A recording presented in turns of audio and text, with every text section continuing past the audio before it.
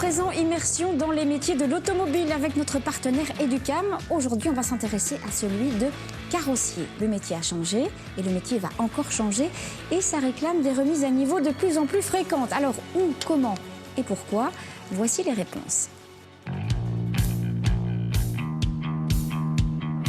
Rien qu'à observer le parking, on devine qu'on n'est pas dans une entreprise comme les autres. D'ailleurs ici, ce sont plutôt les entreprises qui viennent en nombre, mais aussi des élèves et leurs professeurs. Nous sommes à Lokeren, dans le centre de formation le plus moderne du royaume. Ici, on parle par centaines de milliers d'heures de cours et c'est pas près de diminuer que du contraire. Ça concerne aussi bien le domaine des véhicules hybrides et électriques que les véhicules au gaz naturel, que les systèmes orientés vers les nouveaux systèmes d'assistance du conducteur. Nous sommes capables de développer ici les formations du plus haut niveau sur les véhicules les plus modernes qu'il y a sur le marché aujourd'hui.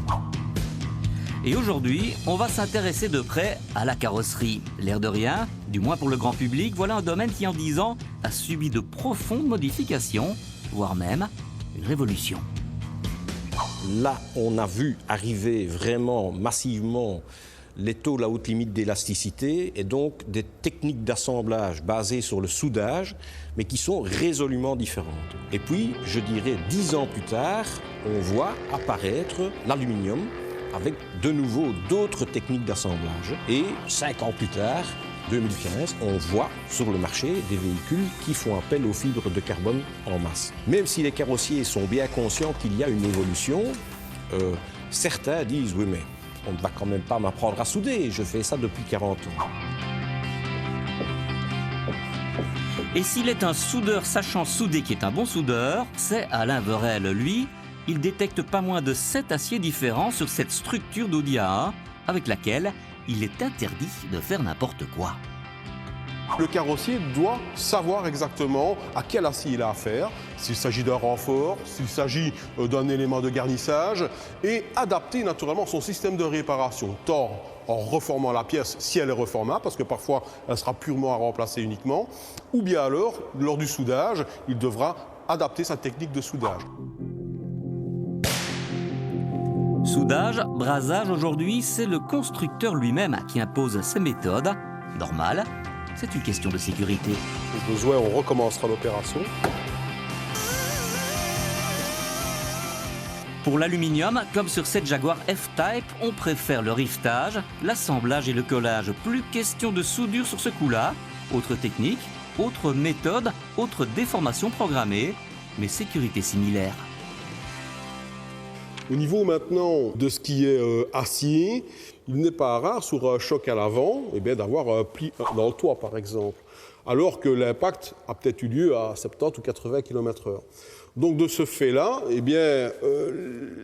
les gens vont être, je vais dire, à l'abri de grosses séquelles, mais les dégâts seront importants. C'est le prix à payer pour une sécurité.